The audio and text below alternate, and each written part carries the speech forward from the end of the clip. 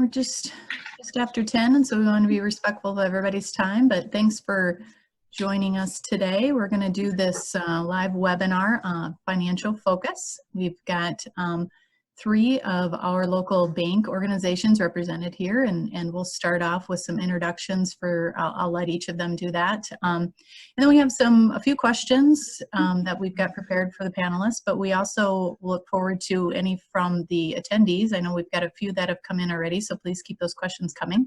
We will be recording the session, and so it will be available afterwards, so watch for that on the BEDC website, as well as through some email and other social platforms. So thanks again, you guys, all for agreeing to be part of this today. We think this is great, kind of a great resource, but kind of a great example of the community working together again, just in another way. Collaborating, the different organizations is showing that support for the community as a whole. We're all in this together. I think we continue to hear that. And this is a great example of that. So I will ask you each to introduce yourself, your organization, and kind of your role that's there. So Steve, we'll start with you.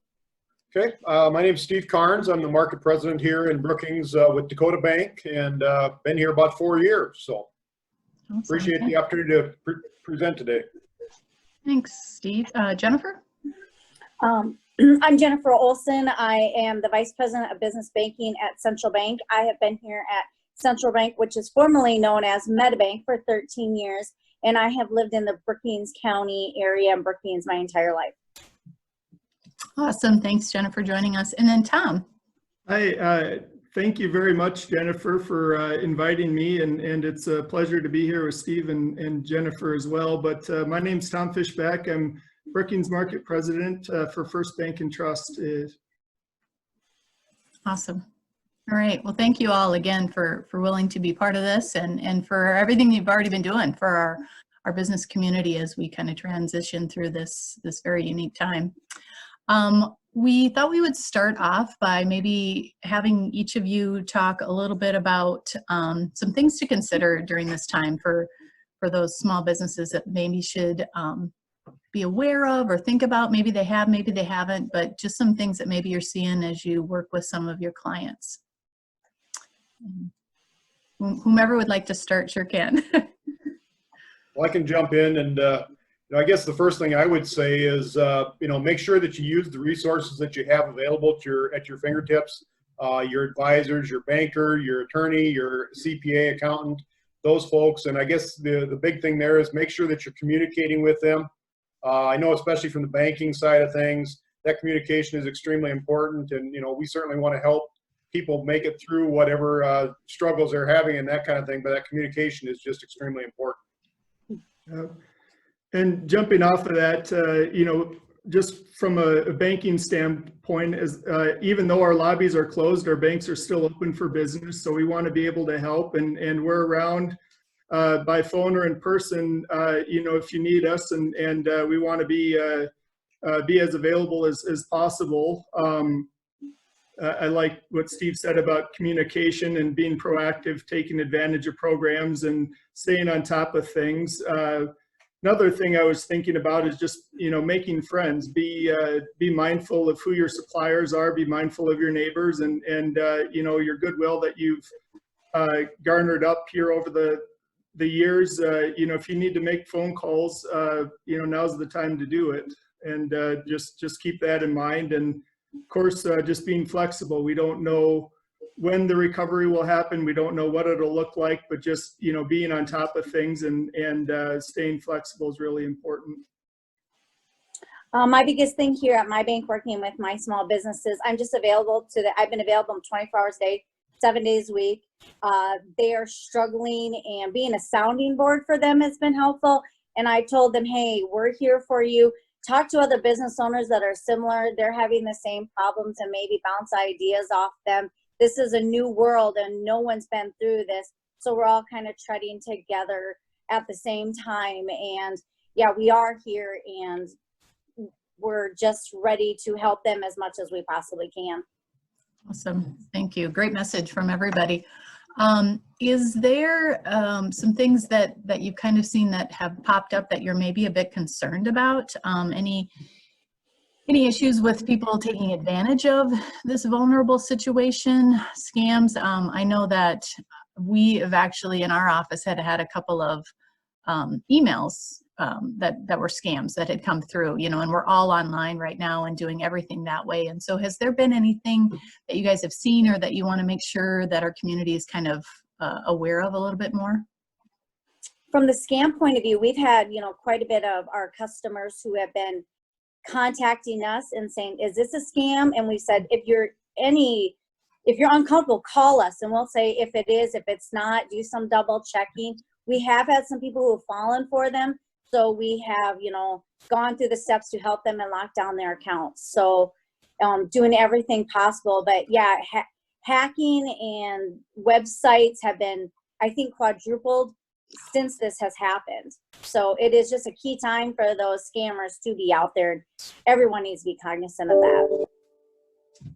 Yeah, it's unfortunately there are people out there in the world that are taking advantage of the fear and uncertainty that COVID is causing in our daily lives, and we're certainly here to help people that may be victims or maybe being preyed on, but some of the popular scams that we're seeing right now are people just sending out emails, making phone calls, text messages saying you've been in contact with someone who has the coronavirus and you need to contact us, to give us your personal information so we can record that. And it's obviously a scam. A lot of scams coming through about we have disinfectants, face masks, things like that, trying to get account numbers and things like that. And then unfortunately, stimulus checks has created a platform for people to call and say, hey, Tom, your stimulus is coming, but, to get it, you need to give me $500. Well, we know that that's not the logical reaction to getting these stimulus checks. So it's people are just unfortunately trying to take advantage of fear and people's just uncertainty. I would just echo all those things. I guess the other thing that I would maybe sound a little bit cliche, but if it's too good to be true, make sure you dig a little deeper and see what's really there. If you're not initiating the contact or that kind of thing, I would be very skeptical as well. If I, for instance, myself, if I get a contact from somebody that I may be doing business with, that at least it appears to be that, I'll actually go to the website myself and not click a link on those emails or those kind of things, because a lot of times that's where that spamming and phishing attempts and stuff all happen. So, be careful about especially emails or messages that are coming to you. The other thing I'm seeing lately is a lot of text messages are starting to include links and those kind of things that are some type of a fraud attempt there. And so, we see it throughout our organization daily. I'm getting notifications of anywhere from 5 to 10 fraud attempts for our customer base on a daily basis, and they vary anywhere from an individual situation to some type of business attack.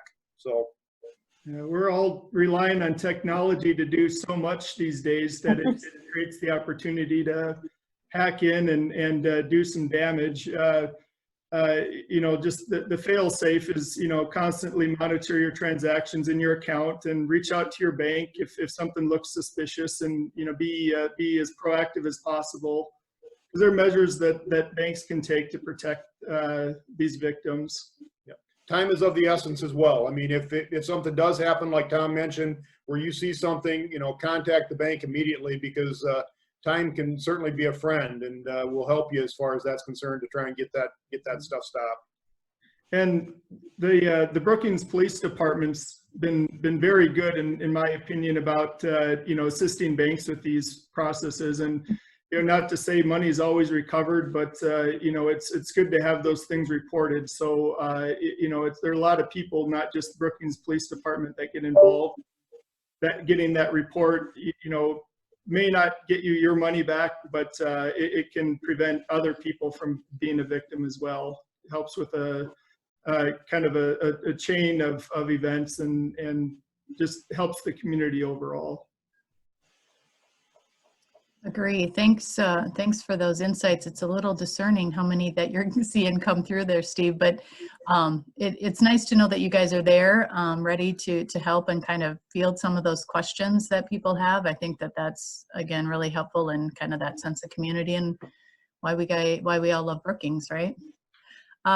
So there are a variety of different programs, that are out there, some federal programs, state programs, those sorts of things. And I know that you guys have been working your tails off assisting businesses and individuals to get those programs, those applications in. Can you give us a little bit of update, kind of where you feel your organization is at regarding this second round? I know that the first round kind of came and went, but kind of let us know where you're at with this second round. And then if there's anything in particular that your particular bank is available to offer their clients. From the central bank point of view, we are working, the PPPs did affect us greatly, like it did kind of everybody else in first round. Was a little bumpy. We got through it. Second round, of course, went through it. There are some more loan programs coming out from the federal government. One that came out just in the past week or so is people who can't get the PPPs. There are businesses like that, and it's called the Mainstream Lending Program, and that's just being put out. It's really targeting small businesses. They're small. They're not unforgivable. They're still a loan, but they have long-term financing, very low rates. And once again, that is through, you have to work through a lender. GOED has lots of stuff. The governor's office in South Dakota, we've actually referred some people to that also who've gone through PPP and just need a little bit more. Our biggest thing is just go talk to your banker. If you're having problems, come talk to, because we possibly can do something with your loans here, maybe do some extra steps to get us through and see where we go. Who knows where we'll be in another 30 to 60 days. Who knew we were going to be here 60 days ago? So. Yeah, there's a lot of help available, and as of last night, got some information. There's still $130 billion left in the second round of Paycheck Protection Program. So there is money available if you're watching and listening. Kind of not sure if you want to apply. I'd like Jennifer says, I'd encourage you to go visit with your banker and fill out an application if it fits, because there's some money left, and we're still taking applications. We're still submitting those, and that's been a good process, but we are a little bit subjected to the SBA and what they want and what they don't want, but it's running smoothly now, so it's been a good program. Yeah, and I guess the only other thing I would say, Jennifer, I know you mentioned GOED, and I think that state fund that had the $75 million in it, I believe that actually got all used up as of late yesterday. For that. And so that fund has been depleted at this time, and I know the governor mentioned yesterday that they aren't quite sure if they're going to be able to replenish that in any way, shape, or form, because the funding issues with state government right now and tax revenues, they're a little concerned about that. But yeah, from our perspective, I guess we are basically telling our customers, talk to us. We want to work with them. We're certainly looking at deferrals and payment interest only changes, those kind of things. The other thing that we have actually seen a little bit from a Paycheck Protection Program side of things is we've actually seen some non-customers that have come to us and we've been able to work with them. Just from the standpoint that they may not have a bank relationship from a lending perspective, or maybe their bank isn't doing them, or they're not an authorized SBA lender, and so some of those kind of things. So if you're in a situation like that, I would encourage you to reach out to someone that is able to do that for you as well. So outside of that, we don't know exactly what's coming. You hear rumors about a CARES 4 Act and what might be happening there, but more to come on that. I guess I'd just keep an eye on what the media is telling us and what may be coming out in the future as well. Yeah, what I find interesting about this second round is they've given out, well, as we just established, there's money left over, but they've given out more loans with fewer dollar amounts. So SBA feels really good that the money's going to smaller businesses. than maybe the first round. And then also there's guidance if you might not have been a business throughout all of 2019. So don't think that just because you weren't around for the entire year last year that you can't get some money from the PPP program, in the second round, because there is funding available. And I like what Steve said. We're here to help customers and non-customers. The main thing is we're helping the Brookings community, and we want it to thrive. The other thing I would say, Jennifer, is that I'm starting to get questions already about the forgiveness part, the backside, as I call it, of this thing. Some of the customers that have gotten PPP loans maybe early on and things are already starting to think about that and how do I get this loan forgiven. And those rules and regulations aren't formalized completely yet. Kind of like the front end of this thing, and I think Tom and Jennifer would tell us that we had several iterations of this thing as we went along, and the rules kind of changed from time to time. And so hopefully SBA will not have that situation, and they can give us a set of rules at the front end, and we can basically work with the loan forgiveness piece, know what we're working with. Yeah, it's I think just important for everyone, banks and small businesses, to dot their I's and cross their T's and keep their numbers current and do what they can. And it goes back to the communication and we want all this debt to be forgiven and used for the right sort of things, keeping people on payroll, paying utilities, things like that, what the program's designed to do. But it's going to take a team effort to make sure as much money gets forgiven as possible. Awesome. I think those are some really great points, and appreciate kind of those updates as far as that there's funds that are still available, but also to really sit down with your banker, as you guys continually say, though, and make sure that it's the right fit. I think that sometimes because it's available doesn't mean that it's the right fit. And I think that just kind of speaks to all your organizations about really making sure you're doing the right thing for each individual client, that these are customized decisions that need to be made. So I do really appreciate that perspective on that. Yeah, there are some pitfalls with that because, really that PPP program, as you look at it, is a fairly short-term loan. The repayment period is only over 18 months. So it can be a formidable payment if you end up having to go into repayment and it's not forgiven. It could be a cash flow crunch on that end too, potentially. Right, exactly. So very good points to make sure that they're fully aware in spilling those out.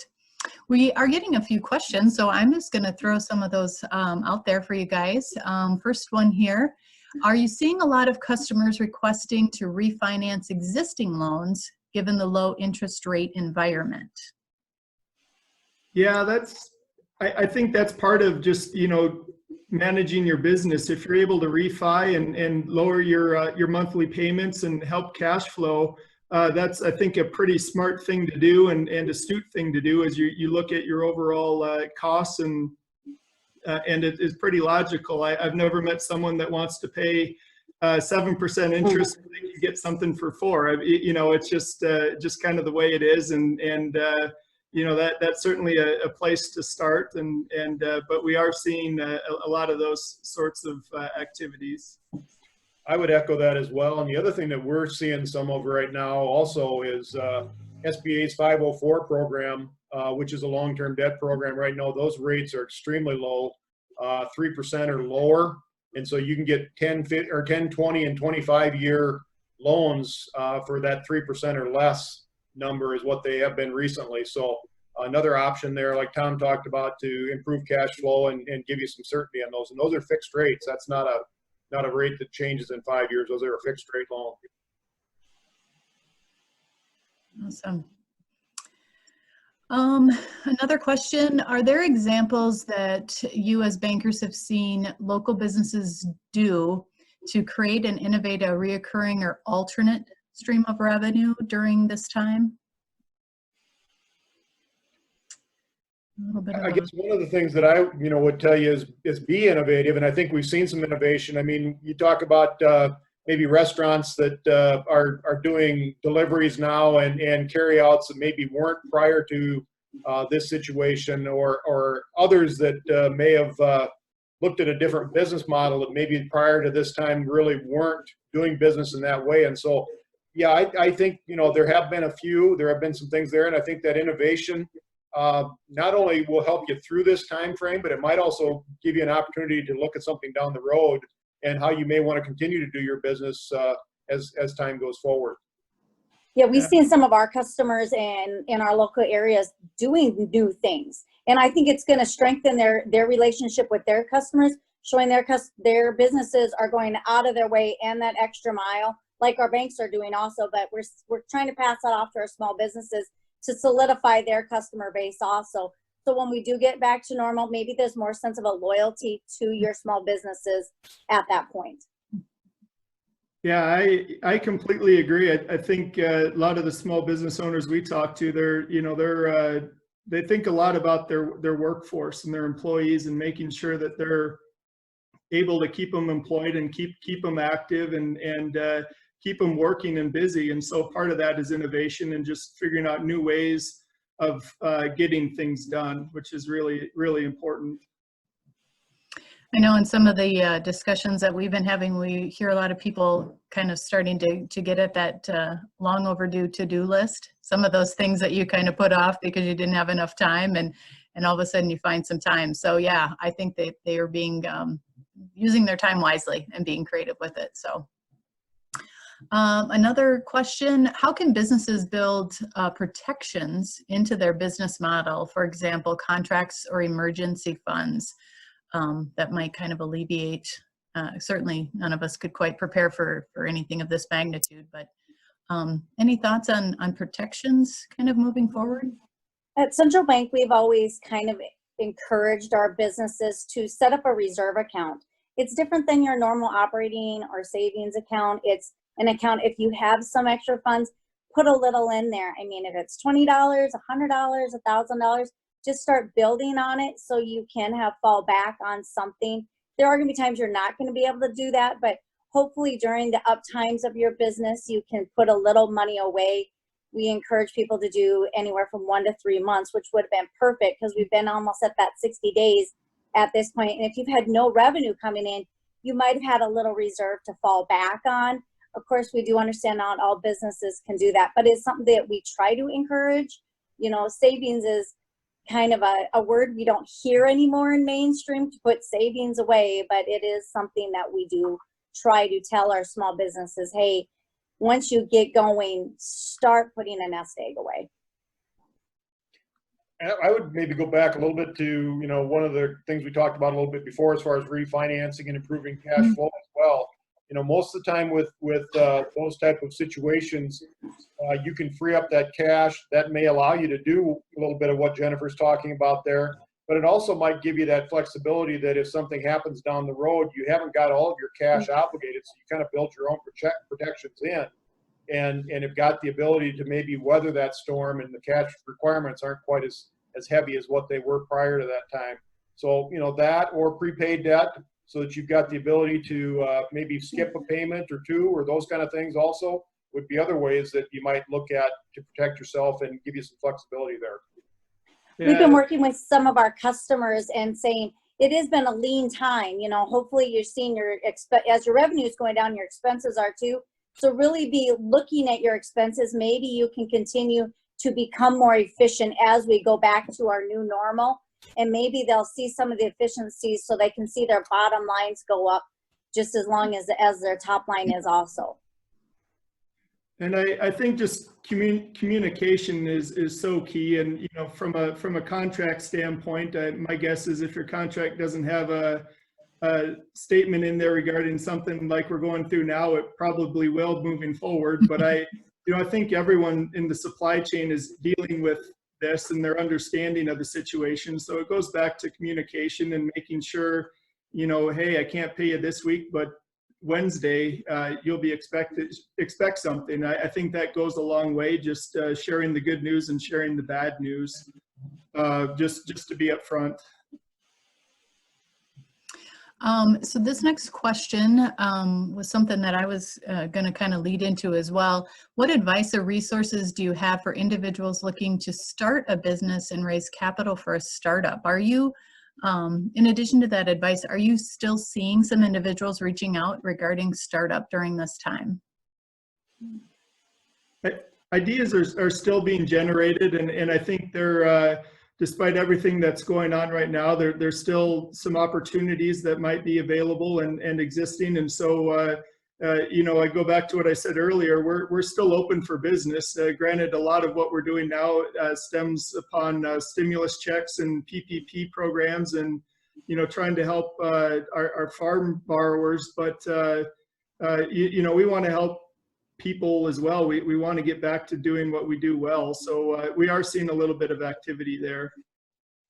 We been referred to some people over the past few months to say, well, you do have this extra time, so why not take it to solidify your business plan, possibly go talk to your local CDC to get your numbers more in line. Now isn't probably the best time to start up right now, but this isn't going to last forever. So just be ready to go when the economy does start seeing an upswing. So we're ready to jump, and we're not waiting for these things, and giving them ideas. This is what we're going to need to get your entire package ready. And I think the other thing, you know, to go along with that is, you know, if they are ready, some of those kind of things, our rate environment today is great. I mean, so you can't find a better time to maybe look at locking some rates in potentially and that kind of thing. If you're going to end up carrying some debt into a new business opportunity, now's certainly an opportunity to do that with some low rates in that environment that's out there. Absolutely. And there's lots of great programs out there. Yeah. SBA has lots of great programs. You know, statewide there's programs. So even though we are in a different, you know, environment now. So sorry about that. Wow. Here we go. Technology, right? Thanks for hanging in there, everybody. I thought maybe I got something wrong. No, I was just sitting here and all of a sudden I was like, what? Oh, I couldn't type fast enough to get logged back in. I was gonna say I couldn't get back in either. So yep. I shared my my meeting information with my wife Mary Beth and Van, and so I just accused them of signing on and kicking me off. So I owe them an apology. Yeah, you do, definitely. Oh shoot. Well, I believe we were talking about small businesses, potentially new startups, that kind of thing. Maybe that's what we were talking about. Oh, shoot. So I'm not sure that we'll get our participants back, but we'll continue the recording. We'll edit it and it'll be fabulous, right? Perfect. So my question too was going to be on new startups, if you'd seen any new activity there. And certainly our organization is here to help those. You know, if you get somebody coming through your door, please, you know, be sure to send them off our way as well. We can continue to work with them during this little bit of a transition time to make sure that they're ready when we can hit go for them, kind of get them as prepared as possible when working with you guys. So we are also working on a startup academy that would be online. So that would be something that, again, they could kind of look at and start digging into and making sure that this might be something that they want to do during that downtime. If they, so when we have that fully launched, we will push that out as well. But any thoughts on how to maybe prepare for a second surge? And hopefully we really don't need to do that. I know we kind of alluded a little bit to that as far as some of those savings or taking advantage of those lower interest loans, but would there be anything else that you could maybe suggest people to think about if they do need, you know, if they've weathered this first part of the storm and gosh forbid we get a second, what they might think about doing? Yeah, I guess just having a plan in place, I think. Just knowing what you're going to do. I don't know if we'll see, if we see a surge, if we'll see another shutdown like we did, but having a plan I think the biggest thing is just protecting each other and having those plans ready to go. And with Brookings reopening this week, they already had some more plans in place, but maybe just have some other ideas in your back pocket if we have to take it a little step further to keep open with a surge. How is each business going to do that, and how are you going to get through this? I just don't think we'll see another shutdown as we did the last 60 days. So, but you're going to want to protect your customers as well as your employees. I guess the other thing I would say, Go ahead, Steve. Sorry. I'm just going to say, you know, as you're looking at that, and I think it's really something that we maybe need to think about, maybe not just for the COVID-19 or those kind of things, but just in business planning in general. You know, I think a person needs to sit back from time to time and look at, what are my necessities, my needs, my wants? What do I really need to do or have within my business? And analyze some of that kind of stuff, because I think we've gotten so used to at times things being pretty good and, you know, just going ahead and doing stuff. And so sometimes I think we maybe need to just reevaluate, and how much do I really have to have or do what I want to do in this situation? And will it really get me to where I want to go from a business perspective? And so looking at those things, we talked before about being creative. I think that's certainly, you know, one of the things to look at again and see where that's at from that standpoint. And so just focus on what's best for your business and where you want to take your business and where you go from there. Yeah.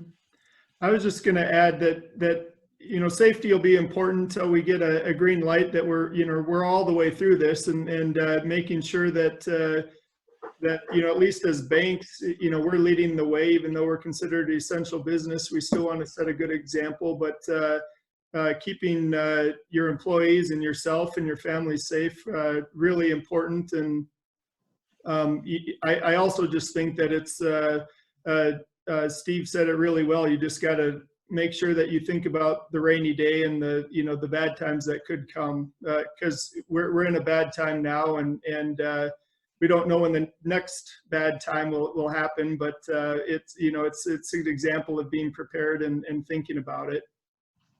The other thing I would just mention as well is, you know, we all know, and business owners know as well, that cash is really, you know, important, and having cash for cash flow. And so, you know, we talked about savings accounts and some way to, you know, maybe prepare ourselves to be ready. I think that cash is also something to try and have some cash set aside if you can, to be ready for that in case something does happen and you need to access that cash. Have you noticed any other kind of partnerships or unique resources that some of your small businesses have been tapping into within the community to kind of help get through, or some unique collaborations that you guys have been seeing? I don't know how unique this is, but a lot of the professionals in town have really stepped up, I thought, and provide, you know, the accountants, lawyers, you know, really providing some really excellent advice to their clients, small business owners. You know, that makes a difference. Anyone can perform when times are good and payments are being made, and you know, no questions are out there. But, you know, a lot of the local professionals have really stepped up, in my opinion, and added value to the relationship, and have helped these businesses. I think the other thing that I've seen too is just the relationship maybe between business owners, and then bouncing ideas off one another, and those kind of things that maybe wasn't happening before as much. I think they've been more receptive to sharing their thoughts and ideas, and maybe some of that creativity with others that maybe will work in another business, and they've been sharing those ideas with one another. What I really enjoyed seeing from our small business owners is them working with their partners. If it's their banking partner, their CPA partner, their bookkeeping partner, maybe even their insurance agent, you know, they're going to them and asking their financial partners, what is best for my business? They're not just going to one resource, they're using multiple resources. I like it that they've also, a number of them, you know, to ask the chamber what the chamber can do to them. They've made additional phone calls to different agencies around the state, and they're not just relying on their banker or their CPA to be their primary driver. They're taking additional steps to help their business also. Awesome. I think that's a great theme that we're seeing, that collaboration, those communications, that lack of or minimizing of competition, right? Because again, we're all in this weird place together, and all want to get through to the other side. So I think again, that kind of speaks to the community. So that's great. So our questions are few because our attendees are as well. No, we did get some back. So hey, thanks to those of you that logged back in after our technical glitch there. So sorry about that. Any other particular closing comments? We'll tend to wrap this up a little bit early, but definitely we'll push the recording out. And again, I think that the information that we've shared today has been great. Just really open and honest and clear and meaningful, I think, for the group. So if each of you would kind of like to do a closing comment, that would be great. Or if there's anything else that you'd like to bring up to the group, I welcome that as well.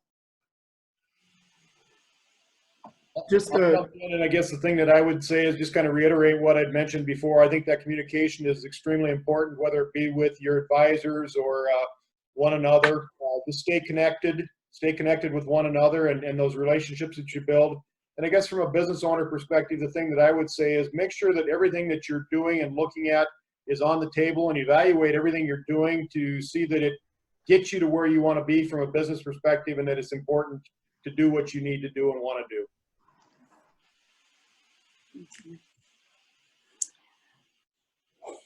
Yeah, to business owners and and non-business owners, just to everybody in general, just keep your eye on the prize, which is going to be getting back to our new normal. We're not going to be in this situation forever. If everyone starts to realize that and takes the protective steps, our business owners will do well, our economy will do well, and our people in our communities. We all come together and support each other, and I think that's just what we need in this day and age, especially in Brookings, which I think we do very well. Yeah, this is just uncharted territory. We've never been through something like this before, and I like that theme of looking for help. Other people are out there willing to step in. Try to stay healthy, eat right, exercise. Try to get some sleep. We're finding out it's more of a marathon than a sprint, and just be ready and think about that. And a point I meant to say earlier is also, visit with your employees if you're looking about ways to help your business or cut costs. That always doesn't have to come from upper management or the business owner. It could come from anyone. I think that could be very effective, but certainly try to keep plugging away and know that there are a lot of people out here that are ready to help and willing to help and want to help you. Awesome. I did get a question that popped up, so I'm going to share that as long as we've got some time here. It says, we're an enterprise center at SDSU. We do not receive any state funding. We lost 60% of our contract work with the pandemic. What do you have for suggestions?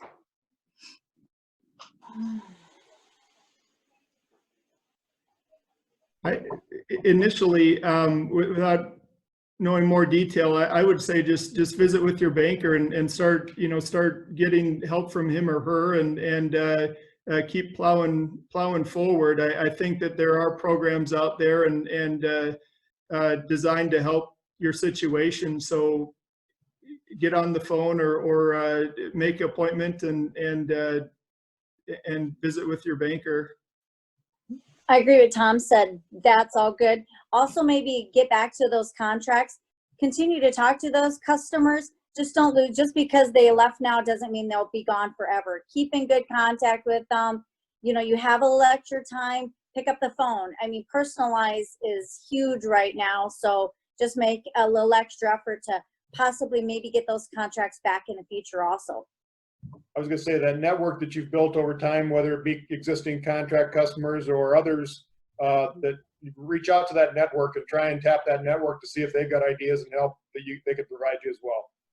Awesome. I think that's a great response, and really appreciate the just because you've currently lost them doesn't mean they're lost forever mentality. I think that's very true.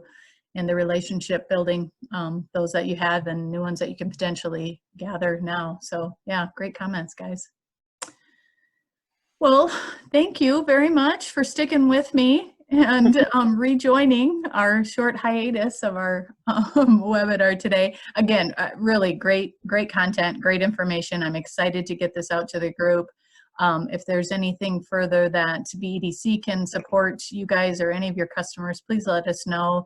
And thank you all for the support that you've been continually giving the community and all of our small businesses as well. So thanks a lot, you guys. Thanks for hosting. you. Yep. Thank you for having us. Yep, We're appreciate here it. to help. Been fun. All right. Thanks, guys. We'll see ya. Thank Bye-bye. you.